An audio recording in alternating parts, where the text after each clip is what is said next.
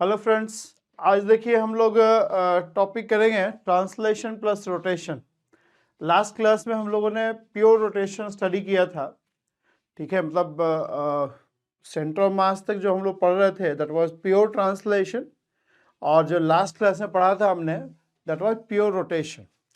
Pure translation क्या है? जैसे ये पेन है, इस मूविंग लाइक दिस, मतलब ये अपना ओरिएंटेशन नहीं चेंज कर रहा है, तो इसको कहेंगे प्योर ट्रांसलेशन। तो मोशन में जब भी कोई फोर्स एक्ट करेगा बॉडी पे तो दो तरह का इम्पैक्ट हो सकता है। एक तो वो बॉडी अपना लोकेशन बदल सकता है।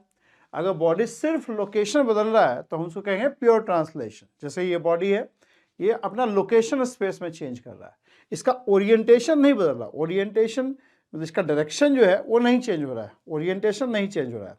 तो विदाउट चेंजिंग ओरिएंटेशन अगर वो बॉडी अपना लोकेशन बदल रहा है तो इसको हम लोग बोलेंगे प्योर ट्रांसलेशन। और अगर अपना लोकेशन चेंज न करके ये अपना ओरिएंटेशन अगर बदलता है, अगर अपना लोकेशन नहीं चेंज करा, मतलब जो स्पेस में जहाँ स्थित है वहीं पे है, और सिर्फ अपना ओरिएंटेशन चेंज करा, तो इसको बोलते हैं हम लोग प्योर रोटेशन। ठीक है, इसको बोलते हैं हम लोग प्योर रोटेशन। तो फोर्स के दोनों इंपैक्ट हो सकते हैं। फोर्स अगर बॉडी पे लग रहा है तो body can undergo pure translation, और body can undergo pure rotation also. But in general अगर फोर्स एक्ट करता है तो बॉडी यूजुअली आप देखोगे कि अपना ट्रांसलेशन भी हो रहा है और उसमें रोटेशन भी हो सकता है। जैसे मान लो इस पेन को ऐसे पकड़े और ऐसे फेंक दे तो क्या होगा, ये चलते चलते अपना ओरिएंटेशन भी चेंज करे। जैसे व्हील है आपका, ठीक है, व्हील पे आप फोर्स लगाते हैं तो व्हील आगे भी बढ़ता है, अपना लोकेशन भी चेंज करता है, और वो घूमता भी है, अपना ओरिएंटेशन भी चेंज करता है। ठीक है, तो जो जनरल मोशन रिजिड बॉडी का जो जनरल मोशन है, it involves both translation and rotation. ठीक है, जो बॉडी का जनरल मोशन है, अगर कोई बॉडी लेट्स से एक स्फेयर है ऐसे, ठीक है, अब इस पर कोई फोर्स लगा रहे हैं आप, तो उस केस में वो अपना लोकेशन भी चेंज कर सकता है। जो चेंज इन लोकेशन है, जो प्योर ट्रांसलेशन जिसको बोलते हैं, ठीक है, तो प्योर ट्रांसलेशन अभी आएंगे उस पर हम लोग। मतलब बॉडी अपना लोकेशन भी चेंज कर सकता है और बॉडी अपना ओरिएंटेशन भी चेंज कर सकता है।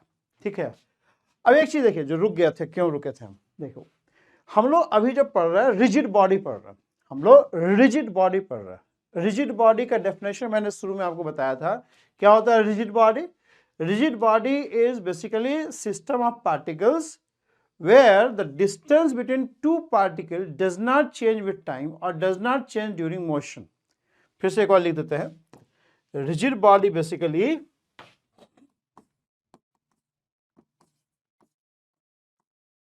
ये एक सिस्टम ऑफ पार्टिकल्स है, system of particles where the distance between any two particles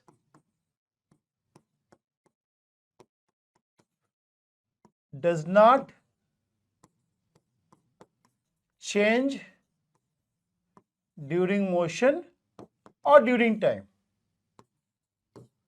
मतलब कोई भी दो पॉइंट ले लो, let's take this is ith point and this is jth point, तो इनके बीच का दूरी, कोई भी दो पॉइंट के बीच का दूरी या दो पार्टिकल के बीच का दूरी समय के अनुसार नहीं बदलता है, विथ रिस्पेक्ट टू टाइम वो चेंज नहीं होगा, उसको ना रिजिड बॉडी बोलते हैं। तो मतलब ये बड़ा डिसिप्लिन्ड सेट ऑफ पार्टिकल्स है, मतलब एक साथ रहता है, मतलब दे रिमेन टुगेदर। जितने भी पार्टिकल्स हैं रिजिड बॉडी में वो सब एक साथ रहते हैं। और देखिए ऐसे झुंड जिसमें लोग एक साथ रहते हों, उनका मोशन का स्टडी करना बड़ा इजी होता है। कोई ऐसे ग्रुप ऑफ स्टूडेंट है, जैसे आप लोग पिकनिक वगैरह जाते हैं तो कुछ लोग जैसे ग्रुप में रहते हैं, जैसे 4-5 लोग घनिष्ठ मित्र हैं, 10 लोग घनिष्ठ मित्र हैं, तो देखेंगे कि वो एक साथ ही हर जगह जाएंगे, एक साथ कैंटीन में पाए जाएंगे, एक साथ लाइब्रेरी में रहेंगे, एक साथ क्लास में भी एक साथ बैठेंगे। तो ऐसे ग्रुप का मोशन को स्टडी करना ईजी है। क्यों ईजी है? क्योंकि आप सिर्फ एक पार्टिकल उसमें चूज कर लो, just choose one beautiful person और beautiful particle in that system. ठीक है, और उसका मोशन स्टडी कर लो। मतलब अगर चेंज इन लोकेशन का स्टडी करना है कि लोकेशन किस तरह से वो जो ग्रुप ऑफ पार्टिकल है, ग्रुप ऑफ पर्सन अपना लोकेशन चेंज कर रहा है, तो उसके लिए आपको सारे लोगों को ट्रैक करने की जरूरत नहीं है। उसमें से एक आदमी पकड़ लो और उसका लोकेशन ट्रैक कर लो, ठीक है। जहां वो जाएगा बाकी 10 लोग वहीं रहेंगे। ऐसे ही रिजिड बॉडी में है, अगर हम कोई एक पार्टिकल इसमें पकड़ लें और उसका हम लोग चेंज इन लोकेशन को ट्रैक करें कि लोकेशन अपना किस तरह से चेंज हो रहा है, तो बाकी सारे पार्टिकल, चूंकि रिजिड सिस्टम है तो बाकी सारे पार्टिकल उसके आसपास ही होंगे, ठीक है। उसके रेस्पेक्ट में बाकी पार्टिकल का जो दूरी है, जो पोजीशन, वो तो चेंज हो नहीं रहा है। तो कोई एक पार्टिकल हम लोग पिक कर लेंगे इसमें से, ठीक है, और उसका मोशन को ट्रैक कर लेंगे, तो हमारा ट्रांसलेशन वाला काम हो जाएगा। मतलब ट्रांसलेशन किस तरह से अपना लोकेशन चेंज कर रहा है, ये काम हो जाएगा हम लोग का, ठीक है। तो रिजिड बॉडी के अंदर देखिए, जो जनरल मोशन है रिजिड बॉडी का, इट इन्वॉल्व्स टू थिंग। जो रिजिड बॉडी का जनरल मोशन है, इट इन्वॉल्व्स ट्रांसलेशन, मतलब ट्रांसलेशन मतलब change in location plus change in orientation. Move करते समय अपना ओरिएंटेशन ही बदल सकता है।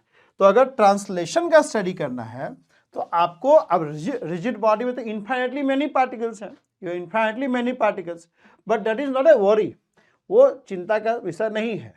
फ्लूइड मैकेनिज्म में जरूर ये है कि फ्लूइड मैकेनिज्म में पार्टिकल्स के बीच का डिस्टेंस चेंज होता रहता है, लेकिन यहाँ पे पार्टिकल्स चूंकि एक दूसरे के बीच का डिस्टेंस नहीं बदल रहा है, तो ऐसे केस में इवन इफ अगर एक पार्टिकल का भी हम लोग मोशन स्टडी कर लेते हैं, कैसे वो अपना पोजीशन बदल रहा है, तो बाकी का अपने आप आपको पता चल जाएगा, ठीक है। क्योंकि सारे पार्टिकल एक साथ हैं, और एक साथ ही नहीं है बल्कि उनके बीच का दूरी भी नहीं चेंज हो रहा है।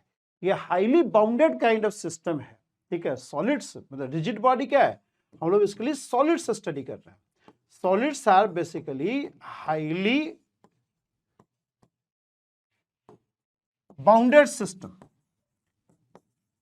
यही आप अगर लिक्विड में चले जाएंगे, फ्लूइड में चले जाएंगे, तो ये बड़ा प्रॉब्लम हो जाएगा, बहुत कठिन है। फ्लूइड मैकेनिक्स सही में मतलब मैकेनिक्स का काफ़ी कॉम्प्लिकेटेड पार्ट है, ठीक है। और उसको देखें कैसे क्या हम लोग का अप्रोच होता है स्टडी करने का। पहले इसका अप्रोच समझ लीजिए, रिजिड बॉडी डायनेमिक्स का क्या अप्रोच है। क्योंकि रिजिड बॉडी के अंदर दो तरह का मोशन हो सकता है। In general you can have two motions, translation and rotation. Translation का मतलब है कि बॉडी अपना लोकेशन चेंज करेगा। अगर फोर्स आप एक्सर्ट करेंगे तो उस फोर्स की वजह से बॉडी का लोकेशन चेंज हो सकता है। जो लोकेशन चेंज होता है उसको हम लोग बोलते हैं ट्रांसलेशन, और ओरिएंटेशन जो बदलता है उसको हम लोग बोलते हैं रोटेशन। ये दो तरह का मोशन हो सकता है आपका। तो ट्रांसलेशन जब स्टडी करना है तो आपको हर पार्टिकल को ट्रैक करने की जरूरत नहीं है, सिर्फ एक पार्टिकल पकड़ लीजिए और उसको आप ट्रैक कर लीजिए, ठीक है। तो हम लोग क्या करते हैं कि हम लोग इसमें सेंटर ऑफ मास का motion, we just pick centre of mass, ठीक है। और सेंटर ऑफ मास का मोशन हम लोग स्टडी कर लेते हैं। जहां सेंटर ऑफ मास होगा वहीं पे सारा पार्टिकल होगा, सारा पार्टिकल वहीं पे होगा। सेंटर ऑफ मास के रिस्पेक्ट में सारे पार्टिकल का पोजीशन तो फिक्स है ना, दूरी तो सेम रहेगा क्योंकि रिजिड बॉडी है। सेंटर ऑफ मास से मान लो ये पेरिफेरी पे कोई पार्टिकल ith पार्टिकल है, तो ith पार्टिकल का जो दूरी सेंटर ऑफ मास से अभी है वही बाद में भी रहना है, ठीक है। वही, वो तो चेंज होगा नहीं। सेंटर ऑफ मास के, सेंटर ऑफ मास से जो पार्टिकल है ith या jth या kth पार्टिकल है यहाँ पे, तो इनका दूरी तो नहीं चेंज होगा क्योंकि रिजिड बॉडी एक अजम्पशन में लेके चल रहे हैं कि हम लोग रिजिड बॉडी डायनेमिक्स पढ़ रहे हैं। तो सेंटर ऑफ मास से इनका दूरी नहीं बदलेगा, इनका डिस्टेंस नहीं चेंज होगा। तो ये एक बढ़िया चीज है। तो उस केस में हम लोग अगर ट्रांसलेशन स्टडी करना है तो हम लोग क्या करते हैं कि सेंटर ऑफ मास का स्टडी कर लेते हैं। और सेंटर ऑफ मास जहां होगा उसके एक r डिस्टेंस पे ith पार्टिकल होगा, j डिस्टेंस पे jth पार्टिकल होगा, k डिस्टेंस पे kth पार्टिकल होगा। जो डिस्टेंस अभी है वही डिस्टेंस उस समय भी रहेगा। जो डिस्टेंस अभी के समय में है, दूरी जो है ith jth kth पार्टिकल का सेंटर ऑफ मास से, वही डिस्टेंस बाद में भी रहना है। तो हम क्या करते हैं कि सिर्फ सेंटर ऑफ मास का मोशन को स्टडी कर लेते हैं, ठीक है। और उससे हम लोग का ट्रांसलेशन वाला डिस्कशन कंप्लीट हो जाता है। Translation can be described just by studying the motion of centre of मास।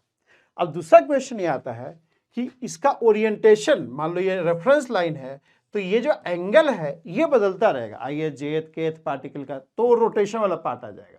तो दो भाग में ब्रेक कर रहे हैं, उसको अभी मिक्स नहीं करते हैं, मिक्स करेंगे बाद में। तो ट्रांसलेशन जब स्टडी करना है तो just you choose one beautiful particle which we take centre of mass, ठीक है। और सेंटर ऑफ मास का हम लोग मोशन ट्रैक करते हैं, जहां सेंटर ऑफ मास होगा वहीं ith jth और kth दूरी पे ये सब पार्टिकल होंगे, ठीक है। तो translation can be describe just by tracking the motion of centre of mass, ठीक है।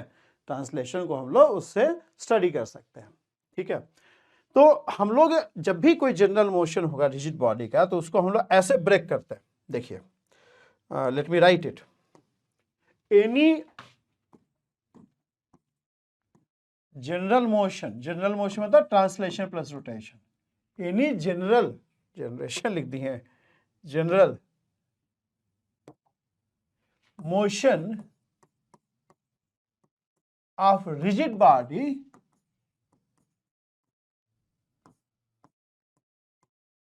can be seen or can be visualized as superposition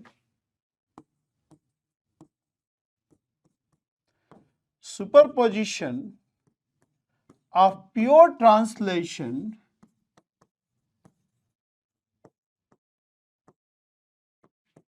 of center of mass and pure rotation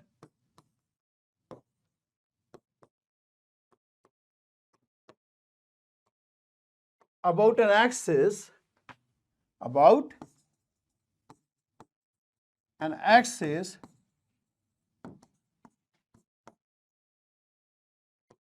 passing through center of mass, ठीक है। कोई भी rigid body है, ठीक है। अब ये बॉडी ट्रांसलेट भी कर रहा है और रोटेट भी कर रहा है। तो अगर आपको किसी भी पार्टिकल का, अगर मान लो से ये पॉइंट P है, अगर आपको किसी भी पार्टिकल का मोशन देखना है, पोजीशन देखना है, ठीक है, तो हम लोग इस मोशन को ब्रेक कर सकते हैं as pure translation of centre of mass plus pure rotation about an axis passing through centre of mass. हम लोग जनरल मोशन और रिजिड बॉडी को, जो कि ट्रांसलेशन रोटेशन दोनों इन्वॉल्व करता है, उसको हम लोग ब्रेक कर सकते हैं as pure translation of centre of mass plus pure rotation about an axis passing through centre of mass. कहने का मतलब ये है कि मान लो पार्टिकल P है और इसका दूरी मान लो R है, ठीक है। तो अगर हमें मान लो एट टाइम T पार्टिकल का इस यहाँ पे, मतलब हम लोग को आफ्टर सम टाइम इस पार्टिकल का पोजीशन निकालना है, इस पार्टिकल का क्या मोशन है, क्या वेलोसिटी है, इस पार्टिकल का इस पॉइंट पे क्या वेलोसिटी अगर निकालना है, तो आप क्या करेंगे, पहले तो देखेंगे कि प्योर ट्रांसलेशन हो रहा है तब क्या वेलोसिटी होगा। तो प्योर ट्रांसलेशन होगा तो वेलोसिटी इस पॉइंट का क्या हो जाएगा, VCM। अच्छा, जब प्योर रोटेशन होगा उस केस में पार्टिकल का वेलोसिटी क्या हो जाएगा, ओमेगा क्रॉस आर। नहीं, अगर इस पॉइंट का हम लोग वेलोसिटी निकालते हैं तो इस पॉइंट का वेलोसिटी क्या हो जाएगा,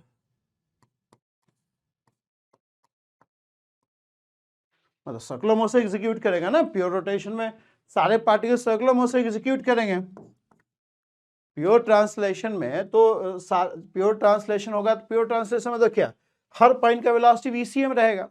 प्योर ट्रांसलेशन में जितने भी पार्टिकल हैं सभी का, जैसे ये मान लो रिजिड बॉडी है और ये प्योर ट्रांसलेशन हो रहा है, तो प्योर ट्रांसलेशन में क्या होता है, हर पॉइंट का वेलोसिटी सेम होता है, हर पॉइंट का वेलोसिटी सेम होता है। तो उसी तरह से पॉइंट P का वेलोसिटी VCM ही रहेगा आपका। अगर ये बॉडी प्योर रोटेशन हो रहा है ओमेगा, तो उस केस में हर पार्टिकल एक सर्कुलर मोशन एग्जीक्यूट कर रहा है। जैसे पॉइंट P है तो ये भी एक सर्कुलर मोशन एग्जीक्यूट करेगा, और जब सर्कुलर मोशन एग्जीक्यूट करेगा तो वेलोसिटी क्या हो जाएगा, ओमेगा क्रॉस आर। तो इन जनरल अगर ये बॉडी ट्रांसलेशन और रोटेशन दोनों अगर एग्जीक्यूट करता है, इसमें ट्रांसलेशन और रोटेशन दोनों होता है, उस केस में किसी भी पॉइंट P का वेलोसिटी जो होगा that will be equal to VCM, which is the velocity of the particle when the body is undergoing pure translation, and omega cross r, which is velocity of the particle when body is undergoing pure rotation. The general motion of rigid body involves both translation and rotation. तो अगर किसी भी point का आपको velocity निकालना है तो उस पॉइंट का वेलोसिटी निकालिए, पहले अज्यूम कीजिए प्योर ट्रांसलेशन हो रहा है।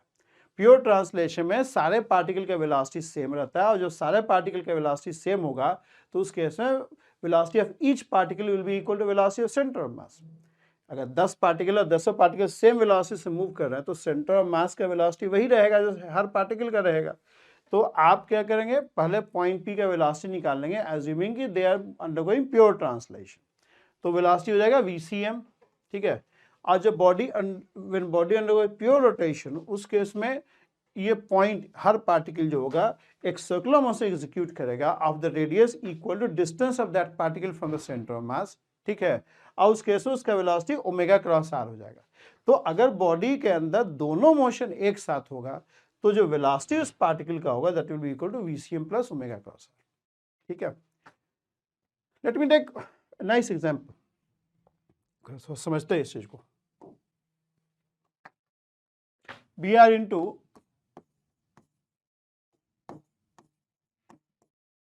Translation plus rotation. देखिए, अगर मान लो इफ आई टेक, इसको थोड़ा हम लोग और थोड़ा डिटेल में समझा जाए। समझ लो एक स्फेयर है या डिस्क ले लो,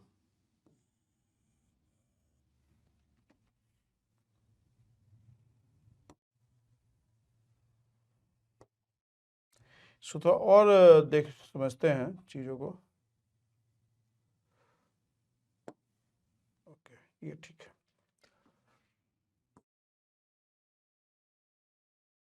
ये मान लो डिस्क है, अब इसके अंदर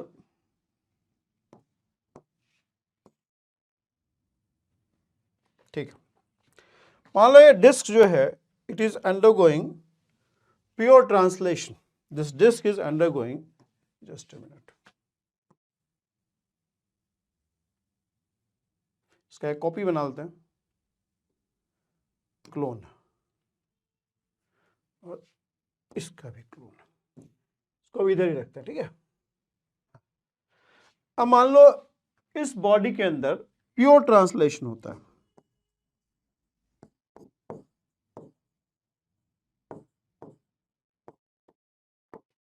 इस बॉडी के अंदर मान लो प्योर ट्रांसलेशन होता है। ये बॉडी है, डिस्क ले लिया हमने, ये डिस्क के अंदर प्योर ट्रांसलेशन अगर होता है, ठीक है, डिस्क के अंदर प्योर ट्रांसलेशन होगा तो अलग अलग पॉइंट का चलो एक वेलोसिटी निकाले। Suppose O is the centre, तो इसका वेलोसिटी क्या हो जाएगा, इसका वेलोसिटी VCM हो जाएगा, इस पॉइंट का वेलोसिटी VCM हो जाएगा। प्योर ट्रांसलेशन में समझ ना, विदाउट ओरिएंटेशन नहीं बदल रहा है, ऐसे जा रहा है इस तरह से, तो उस केस में हर पॉइंट का वेलोसिटी सेम रहेगा, ठीक है, कोई रोटेशन नहीं हो रहा है। उस केस में मान लो ये O है, this is A, this is B।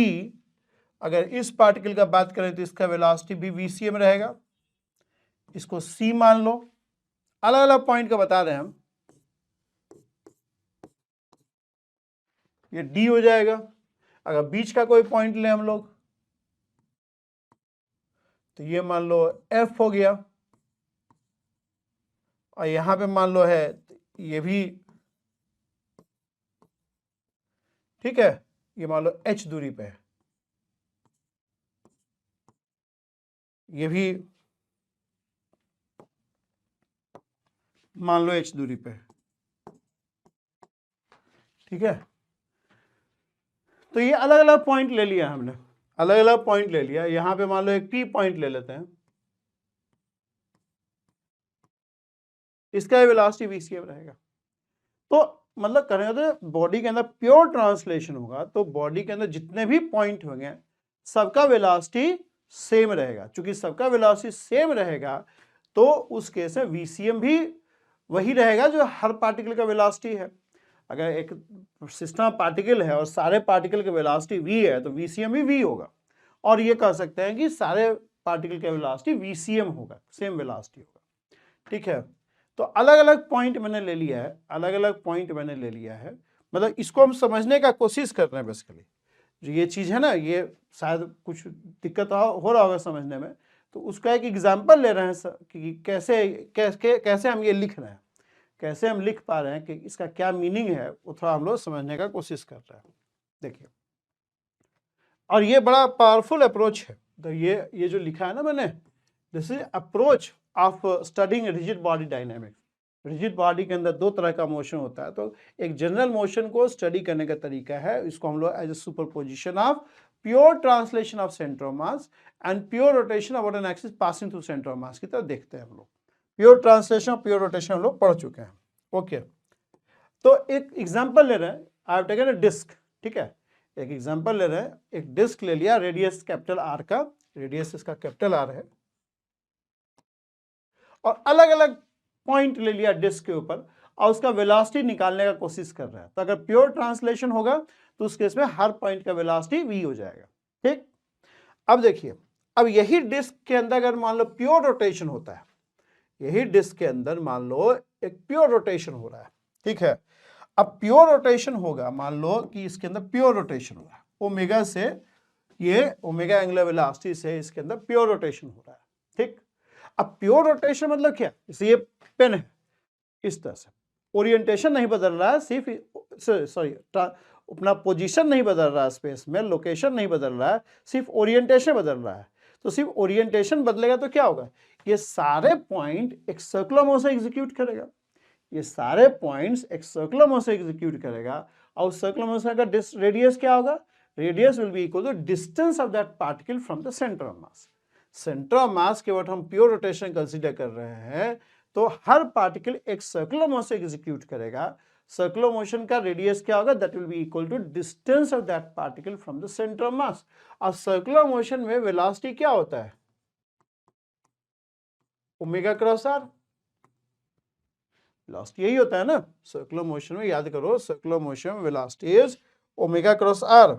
को बता भी देते हैं, जैसे ये सर्किल है, ठीक है, तो सर्कुलर मोशन में आप तो पढ़े होंगे ओमेगा आर, ठीक है, बट वेक्टर फॉर्म में कैसे लिखोगे, वेक्टर फॉर्म में उसको कैसे लिखोगे, मान लो ये बॉडी, एक बॉडी है और वो इस तरह से सर्कुलर मोशन कर रहा है, ऐसे ऐसे घूम रहा है, तो ओमेगा का डायरेक्शन कैसे निकालेंगे, ओमेगा का डायरेक्शन तो राइट हैंड रूल से निकालते हैं, अपना चारों फिंगर को डायरेक्शन ऑफ जो डायरेक्शन है उसके अलग कर्ल करते हैं और थंब अंदर जाता है, तो जो ओमेगा का डायरेक्शन होगा तो इनवर्ड हो गया, ठीक है, आर का डायरेक्शन ये हो गया, लेकिन वेलोसिटी का डायरेक्शन तो ये होता है, वेलोसिटी का मैग्नीट्यूड तो आपको पता है omega cross r, omega r, लेकिन इसको वेक्टर फॉर्म में कैसे लिखोगे, आपका ओमेगा इनवर्ड हो गया, आर इस डायरेक्शन में है, तो ओमेगा क्रॉस आर करेंगे, जैसे ओमेगा के डायरेक्शन में अपने फिंगर्स ले गए, आर की तरफ कर्ल कर लिया, थंब आपको ओमेगा क्रॉस आर देगा।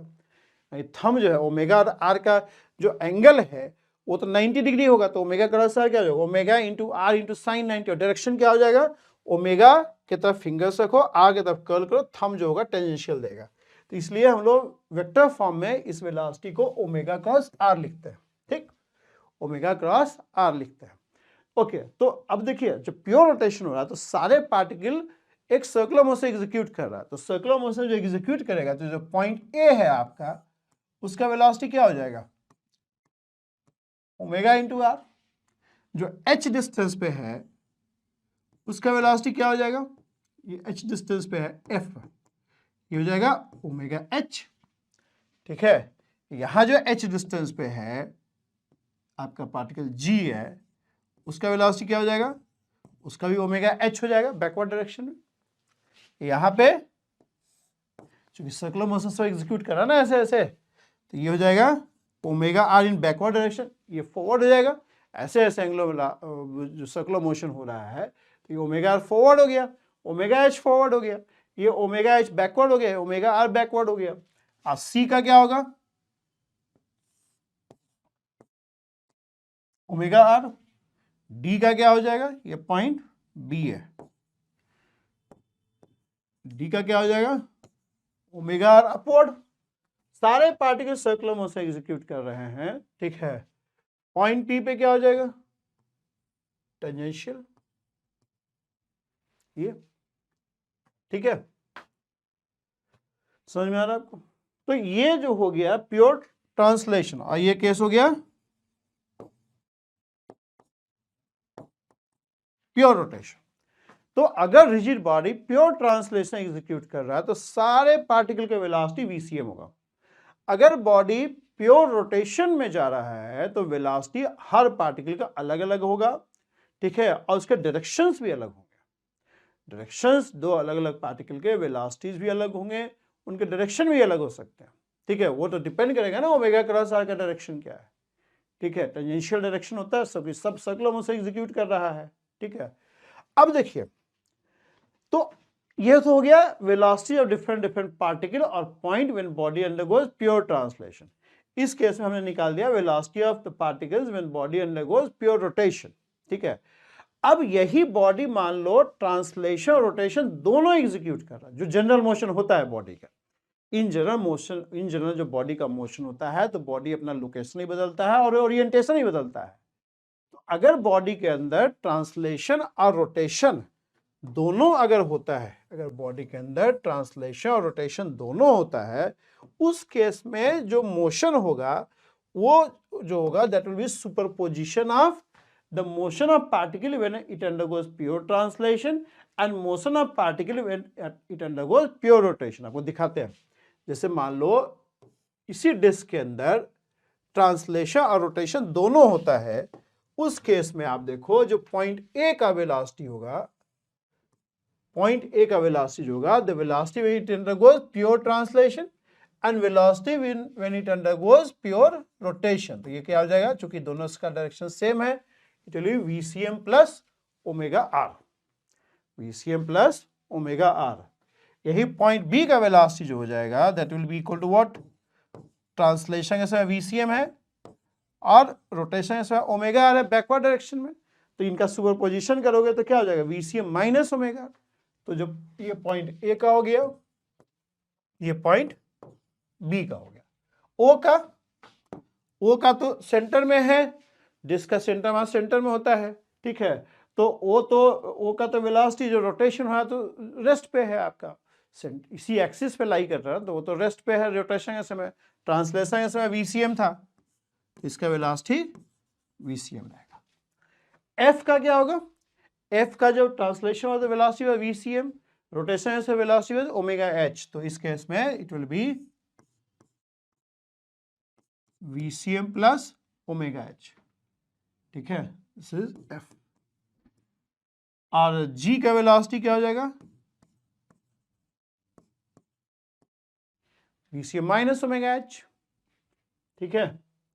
अच्छा, ये डी का हो गया, ये सी का। अब सी का क्या होगा, सी का वेलोसिटी सुपरपोजिशन हो जाएगा। देखो वीसीएम और ये वीसीएम था पहले और ये ओमेगा आर था, ये वेलोसिटी हो जाएगा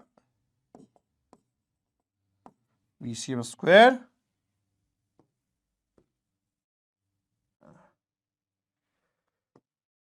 plus omega square R square. दिख नहीं रहा हो तो एक बार ऐसे कर लेते हैं, अब दिख रहा, ये वेलोसिटी हो जाएगा। यहां पे वेलोसिटी क्या हो जाएगा, इट विल बी, ये वीसीएम था प्योर ट्रांसलेशन में, ये प्योर रोटेशन इसमें था, तो ये वेलोसिटी ऐसे हो जाएगा।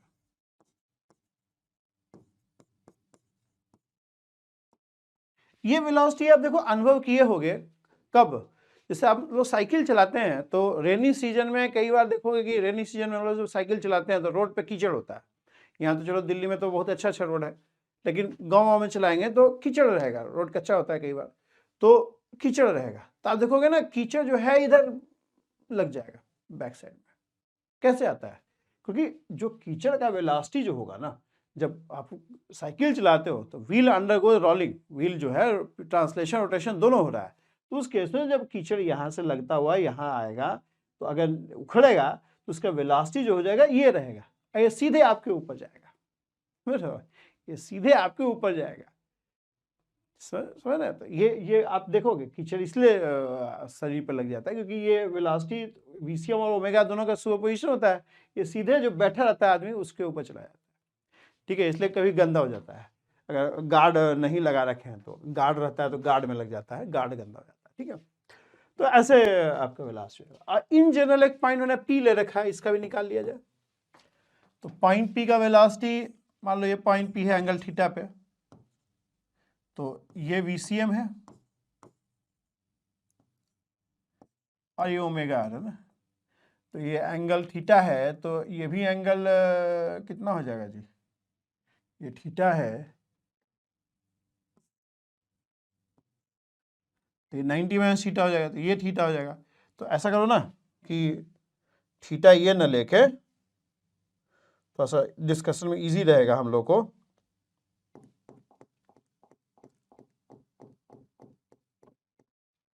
ये थीटा न लेके हम लोग ये आपका पॉइंट पी हो गया, ये वीसीएम हो गया, ये एंगल थीटा लो, डिस्कशन में इजी रहेगा, ठीक है। ये थीटा होगा तो ये 90 माइनस थीटा हो जाएगा, तो ये आपका थीटा हो जाएगा, ठीक। तो पॉइंट पी का जो वेलोसिटी हो जाएगा that will be equal to V equals to vector वाला फार्मूला लगा लीजिए, वीसीएम स्क्वायर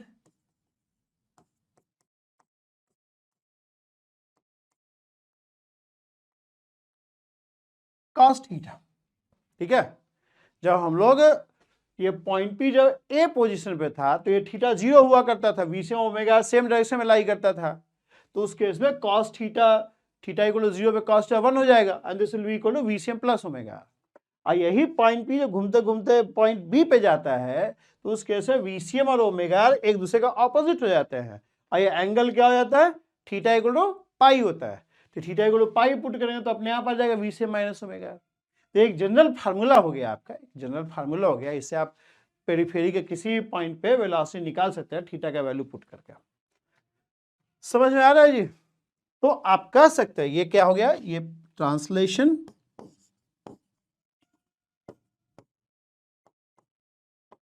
प्लस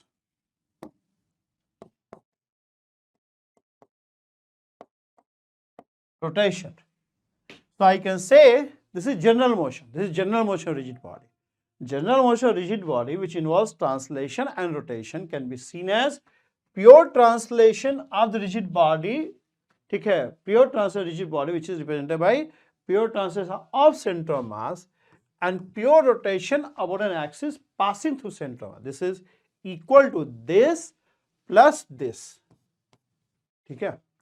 हम लोग कह सकते हैं कि general motion rigid body which involves translation and rotation can be seen as superposition of pure translation of center of mass and pure rotation about an axis passing through center of mass, ठीक है। तो इन general अगर इसको vector form में लिखोगे तो in general velocity of any point P, ये तो पेरिफेरी पे लिया हमने, किसी भी पॉइंट पी पे, मान लो ये पॉइंट पी नहीं पॉइंट क्यू है, कोई भी पॉइंट क्यू पे वेलोसिटी लोगे आप that will be equal to vector form में इसको ऐसे लिख सकते हो आप, V Q is the velocity when it undergoes pure translation which is VCM and velocity when it undergoes pure rotation which is omega cross r. Pure rotation होगा तो वो पार्टिकल जो होगा सर्कुलर मोशन एग्जीक्यूट करेगा, circular motion में उस particle का velocity omega cross are हो जाएगा, ठीक है। ये समझ में आ रहा है आपको? तो ये तो डिस्कशन रहा हम लोग का ट्रांसलेशन प्लस रोटेशन का। अब इसमें आगे हम लोग चलेंगे तो हम लोग देखेंगे कि point of contact, why this point of contact is very special, ठीक है। पॉइंट ऑफ कांटेक्ट कैसे स्पेशल है, तो नेक्स्ट जो टॉपिक होगा that will B centre around this velocity, velocity the point of contact. और फिर हम लोग एक बड़ा अच्छा केस देखेंगे रोलिंग का, ठीक है। तो ये बेसिक्स है, ध्यान रखिए इसको, ठीक है। So I hope you understand how we find the general motion of rigid body by just taking superposition of pure translation of center of mass and pure rotation about an axis passing through center of mass. जैसे कोई भी body मतलब translation plus rotation हो रहा है तो आप किसी पॉइंट का वेलोसिटी कैसे निकालते हो, किसी पॉइंट का लोकेशन कैसे निकालते हो? पहले तो सेंटर ऑफ मास का लोकेशन निकाल लिया, क्योंकि सेंटर ऑफ मास जहाँ रहेगा वहीं आसपास पार्टिकल रहेगा, और उस पार्टिकल का दूरी सेंटर ऑफ मास से जो पहले था वो अभी भी रहेगा, बस उसका सेंटर ऑफ मास के रेस्पेक्ट में जो ओरिएंटेशन है वो बदला होगा। ठीक है, जैसे अगर पार्टिकल पी का बात करें तो मान लो बॉडी, जैसे एक बताते हैं आपको, जैसे मान लो ये बॉडी है, ऐसे ट्रांसलेशन रोटेशन दोनों हो रहा है, हमें इस पॉइंट पी का पोजीशन निकालना है एट टाइम टी। तो पार्टिकल मान लो एट टाइम टी यहाँ है, तो वो कहाँ रहेगा, वो सेंटर ऑफ मास से पता चल जाएगा। मान लो at time t centre of mass इस जगह पे है, तो सेंटर ऑफ मास पता चल गया हम लोग को।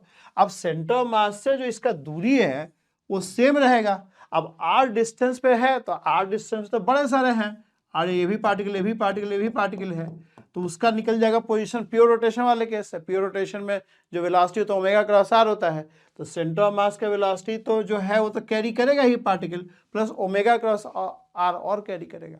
ठीक है, मतलब उसका पोजीशन निकाल सकते, सेंटर ऑफ मास जहाँ है वहां तो पहुंच गए, और उसके रिस्पेक्ट में ओरिएंटेशन किस तरह से चेंज हो रहा है वो सर्कुलर मोशन से निकल जाएगा ओमेगा क्रॉस आर से। ठीक है, इस तरह से हम लोग इसको देख सकते हैं। ठीक है, ओके, ठीक है, आगे नेक्स्ट क्लास में हम लोग रोटेशन रोलिंग वाला केस करेंगे। ठीक है, so you can just subscribe our channel if you are want regular updates. Thank you very much.